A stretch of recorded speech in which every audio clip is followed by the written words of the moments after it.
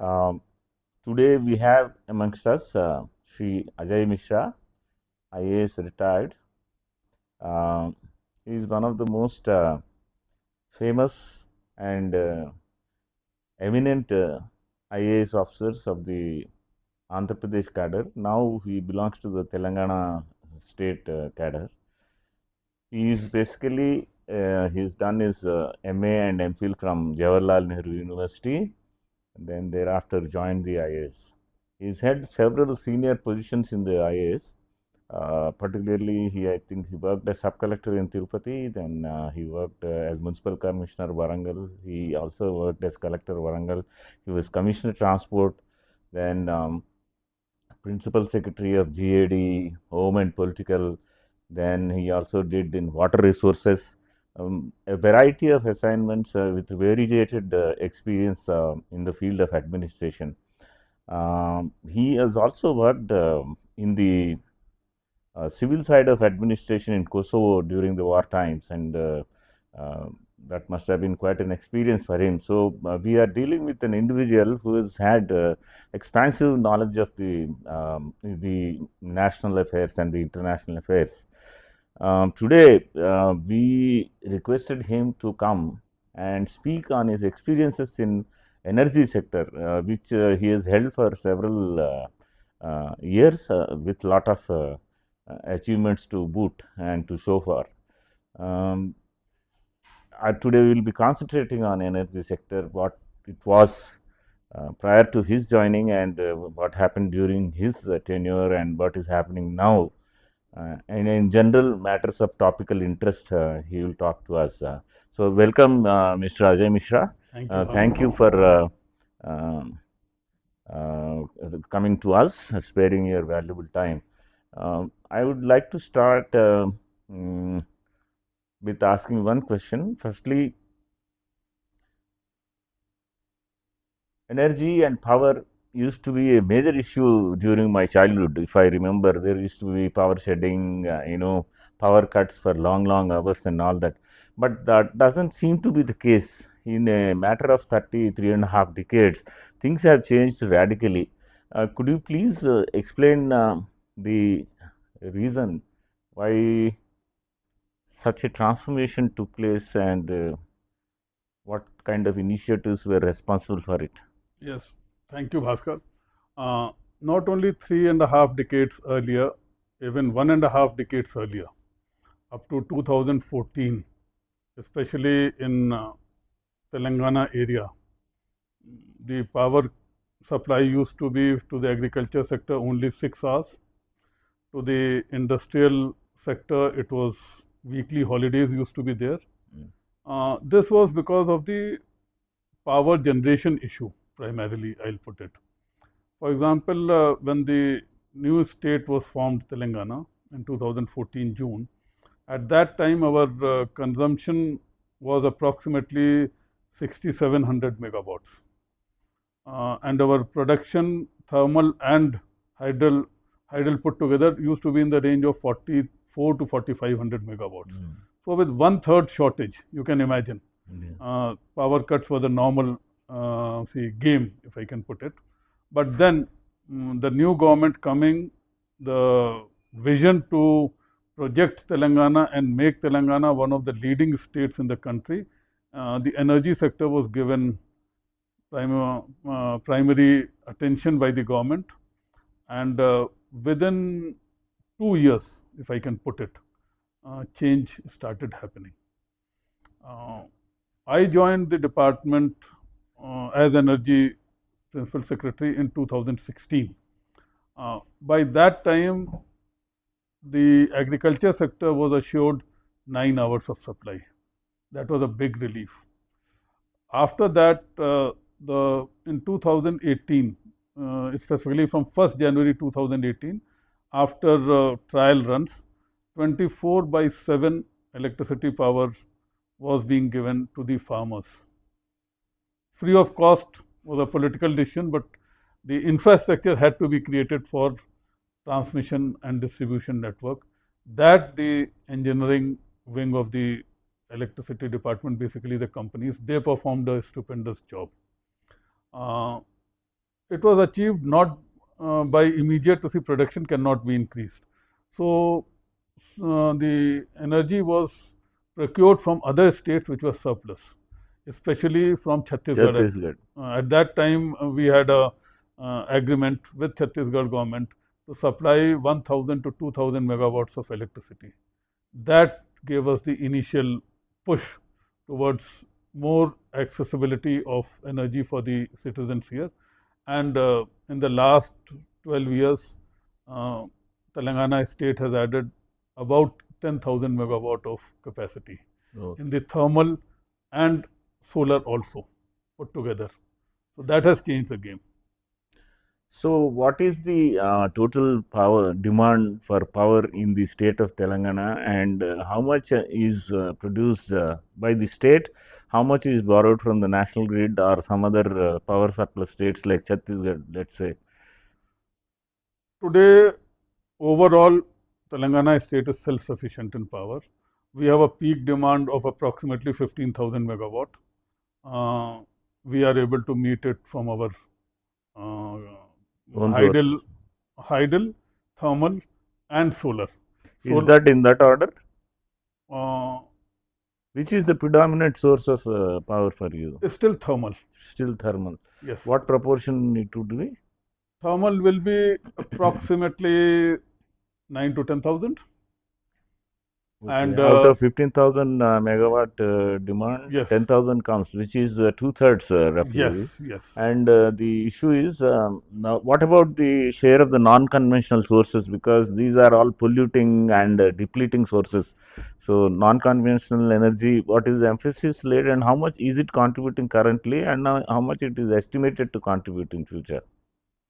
Presently, we have approximately 4,800 megawatt of solar and few hundred only megawatt of other renewable energy, which comes from wind, biomass, etc. But then we have also about 2,200 megawatt of hydel, which is considered as renewable. So, but here the point to be taken is that still more than 80% of our electricity comes from hydel or thermal, because even though we have about 4,800 megawatt of solar, its PLF is about 20%. Oh, So you have to make the number game that way. But it's a good progress which we have made during the last 10 years. And as per the latest renewable energy policy of Telangana, we are committed to take the renewable energy to 20,000 megawatt. okay. So that will be a big push in the days to come, and it will take care of the increase in the electricity or energy demand of the state, because Telangana is one of the leading states in the country in per capita consumption of energy. Uh, the all India number is around 1,300. We are around 2,000 units per capita per person per year. Per year, Per yes. year. So we are about, you can see, 50% more than the national average. So we have to take care of the increasing demand in the days to come. I always had one doubt. Suppose you produce much more than you require. What do you do? As far as I know, there is no way you can store power actually. Is there a system being developed or already developed whereby excess power is stored in, let us say, something like batteries, or capacitors or big sized storage units for power? First thing is today, not today, for last few years, uh, electricity can be sold and purchased across the states through a stock Well, from exchange. the like That, national grid. yes, a Yeah. national stock exchange is there for electricity sector.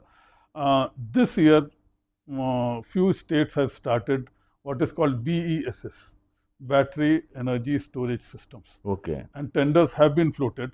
And in the days to come, we'll see much more progress in that. And these tenders are in terms of megawatts, not small. And who is manufacturing those high capacity batteries? There are number of players now in the field. Are we also producers of such batteries? Yes, we are producing. And the basic raw material like lithium still comes from outside. No, outside. But then the assembly plus the AI aspect of the batteries is done locally only. Okay, that's good. And there has always been a sort of argument that the budgetary allocation for the some key sectors in our country are not inadequate, and because of which the output in terms of services delivered, the satisfaction of the customers is below par. So, is that also one major sort of issue faced by power sector, and somewhat circumvented by way of additional allocations and collection of arrears, dues, etc.? Power sector is fortunate that it doesn't have to face shortage of funds like education and health, which we generally discuss at the country and at the state level. Uh, and there are few corporations, government corporations, which come forward at times to provide financial assistance in the form of loans to the state electricity companies uh, to undertake reforms, improvements. Uh, the shortage, and for the last 10 years especially, uh, much of the renewable energy production or capacity uh, investment is done by the private sector, and the government only ensures that it will buy a certain amount of electricity from the bidder. So the government pays only for the electricity which it consumes. Okay. The thermal side still is mainly thermal, and the hydro is still mainly in the government sector or the government companies. But the renewable energy, much of it, the initial investment is by the private sector. So there is no shortage of it.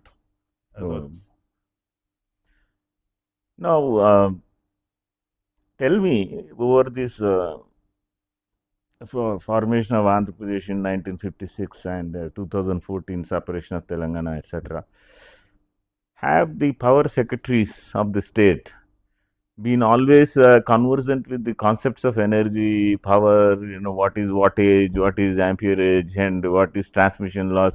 Are they technically equipped to head these technically qualified heads of the departments?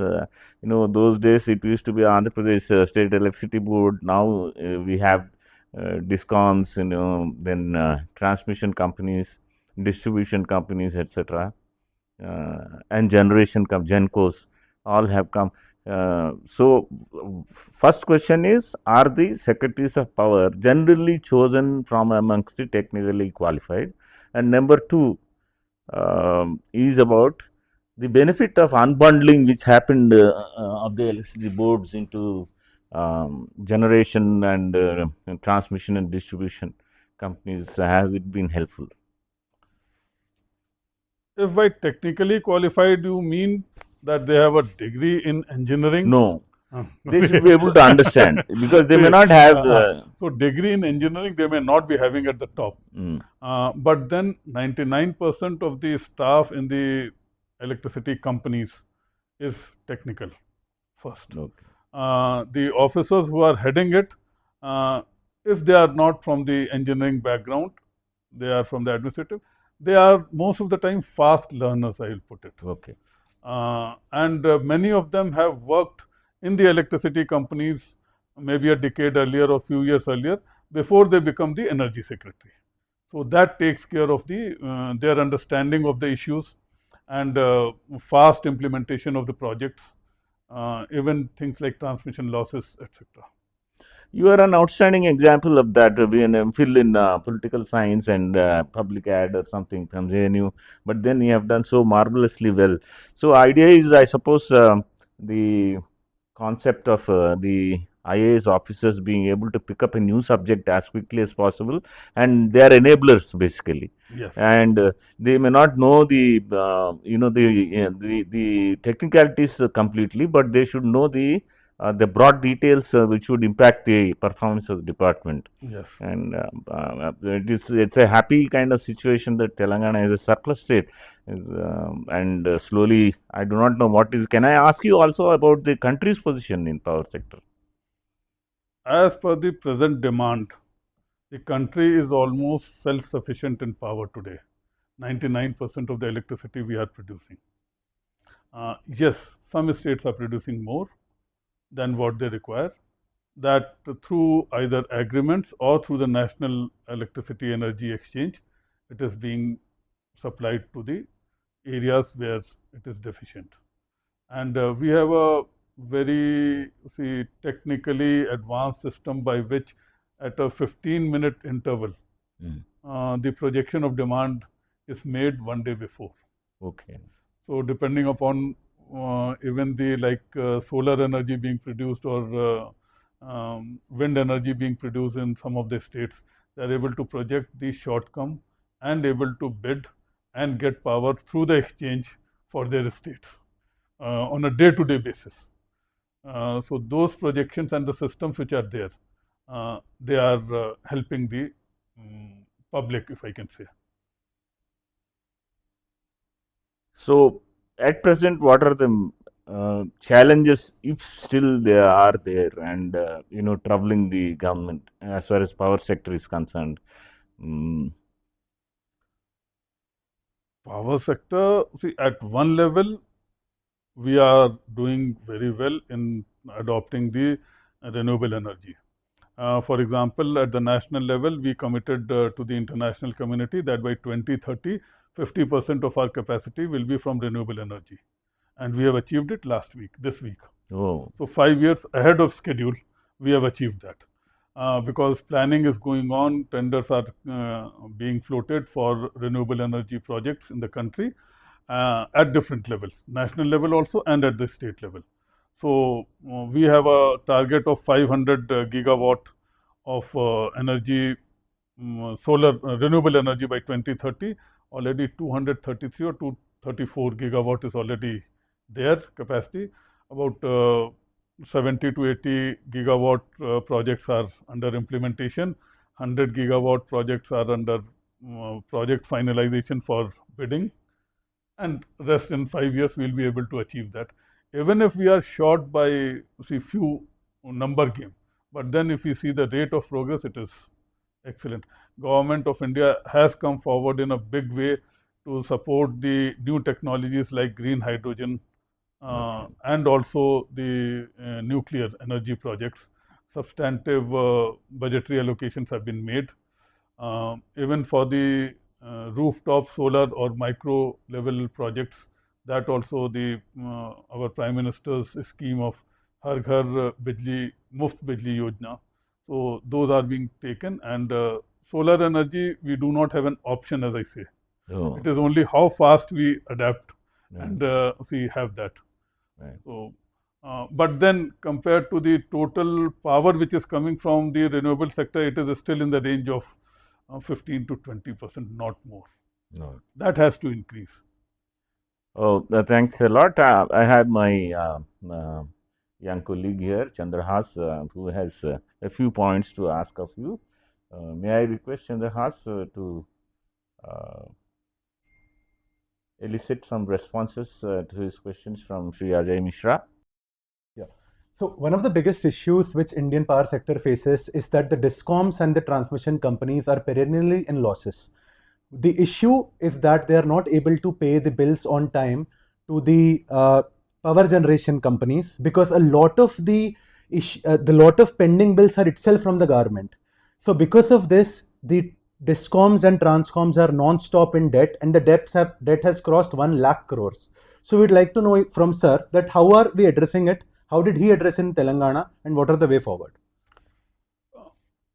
Chandrahas, you are correct to say at one level the pendency of bills from the government sector is there, but government is supporting the DISCOMs. Okay. So it is like a circle. Yes.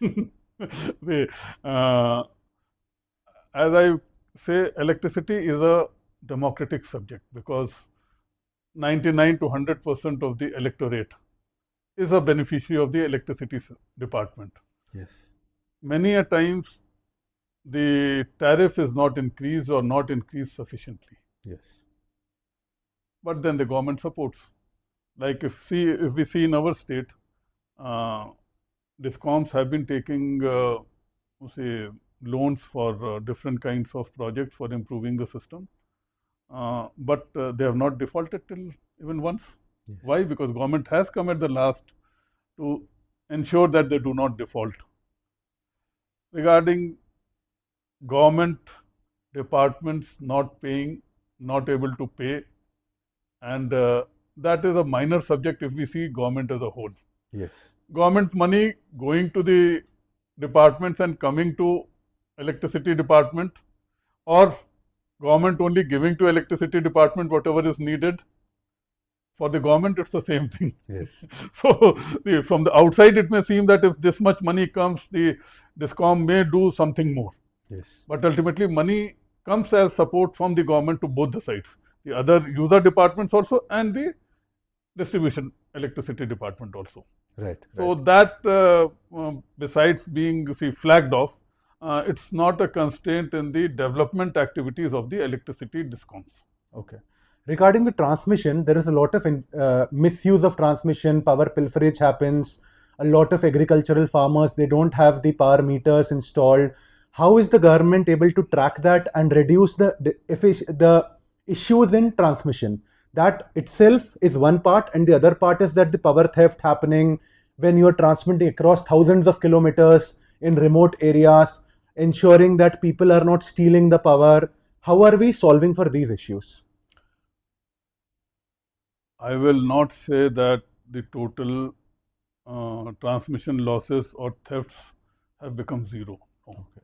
But then if we see, for example, Telangana, 10 years back, the transmission losses including theft used to be about 3.65%. Okay. Today, it is about 2.05%. Okay. So there are ways and means by which it is monitored and it is coming down. The question of efficiency also comes in. For example, in the transmission, more number of transmission lines being laid. Telangana state 10 years back had only 600 kilometers of 400 kV lines. Okay. Today, it is 7,070 kilometers. My God. So you can imagine more than 10 times. More than 10 See, times. that adds to efficiency, that adds to 24/7, that adds to uninterrupted supply. Yes. So those are the steps which have. Plus, one of the other things which has increased the less transmission losses is the decentralized production of electricity. Okay. For example, in the solar sector, 10 years back we took up in two tranches 3,500 megawatt of projects. No project was more than 150 million MW. Okay. So, and there were about 120 projects for 3,500 megawatt. Right. So, and they were in different parts of so the transmission was less, the capacity addition for transmission lines was less required, so cost saving there and transmission losses also saved. Yes. So, how you execute your projects also. Then there are say technologies which have come where the more heat resistant conductors are there. Substations are there which are more temperature flexible, if you can say, or adaptable. They have also contributed to the less transmission losses in the state. But yes, thefts do take place, action is being taken by the department up to different levels of satisfaction, I'll say. But then action is taken continuously against the thefts, defaulters, etc. And we have heard that Telangana has done stupendously under his rule in terms of improving solar panel manufacturing, production and installation. What happened in the last 10 years? Of course, the cost has gone down massively in solar panels. But how did Telangana beat every other state in terms of installation of solar panels? Telangana is a pretty small state compared to, say, Rajasthan, Madhya Pradesh, Uttar Pradesh. But the amount of generation coming from solar panels has shot up dramatically in the last 10 years. What were the challenges and how did you solve for them? Here I can mention that in 2017-18, for about 1 year, Telangana state was number 1 in the country in terms of capacity addition of solar projects. Amazing. In 2 tranches, I'll repeat, 3,500 megawatt worth of projects were bidded out.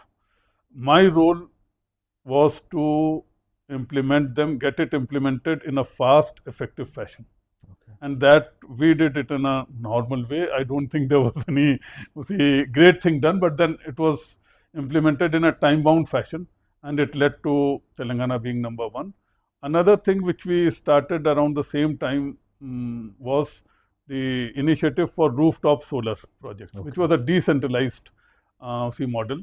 And there also in 2019, Telangana became the top leading state along with Karnataka to first cross the 100 megawatt milestone, as I say, for solar rooftop projects.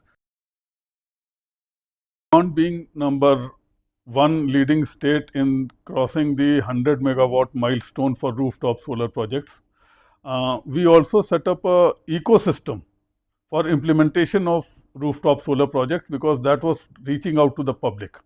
It was a coordination with the banks, with the implementing agencies and the department. That coordination was established, and that was recognized at the national level also. Okay. And so when you are going about doing such a great job in transforming Telangana, how do you ensure that you motivate the lower level bureaucracy, the power department officials? Because it is very hard for us, as we know in India, to motivate everybody from ground up and ensuring everybody delivers, because to reach where Telangana today is has to be a mega effort, a joint effort where thousands of people were motivated to perform at their highest. How did you manage to do that with your entire team? I would give part of the credit or most of the credit to the then Chief Minister. For example, during that time, the staff and all the 3 electricity companies put together had staff of 20,000 plus and 20,000 ad hoc staff, as we say. They were agitating for increase in their salary and emoluments, which was, they were asking for about 38 or 39% increase.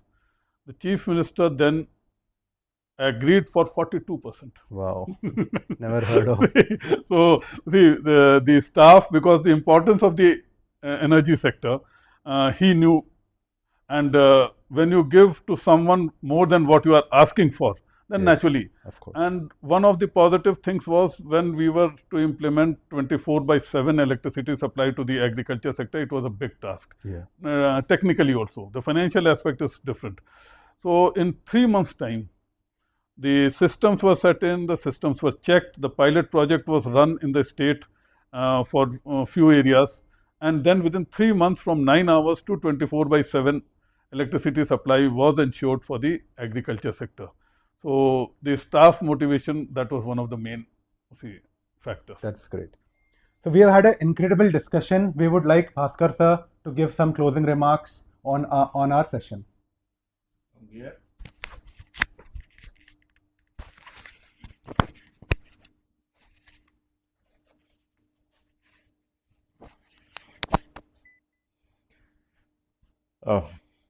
Thank you, Ajay Mishra ji, for a very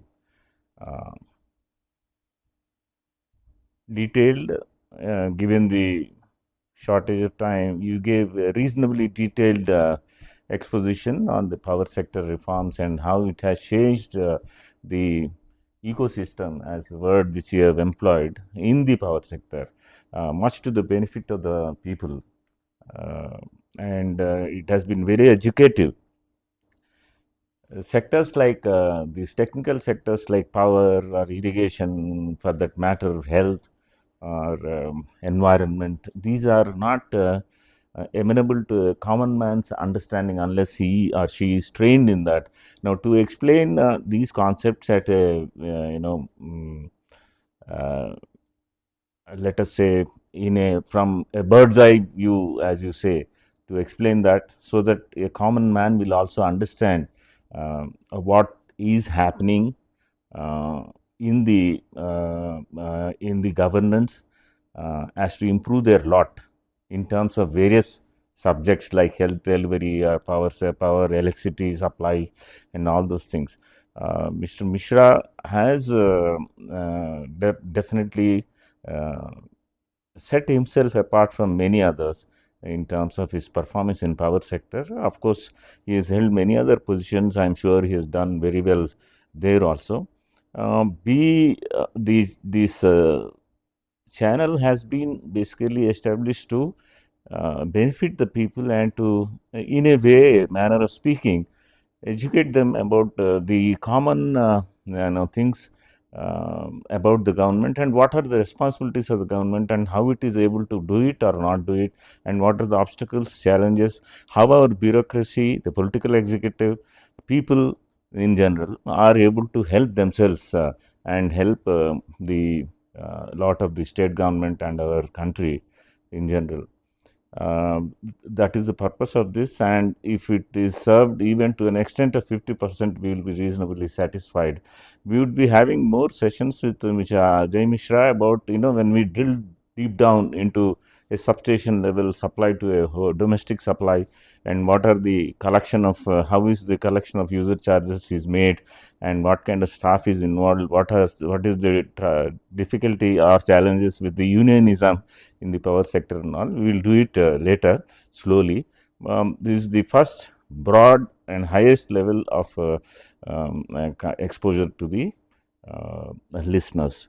Thank you very much for your patience, and I thank Ajay Mishra profusely. I express my gratitude to him for having spared his valuable time, and I would also thank my colleague, young colleague Chandrahas, who is technically very qualified on many subjects, and he is basically doing a lot of things to improve the contribution of this channel to the media in general.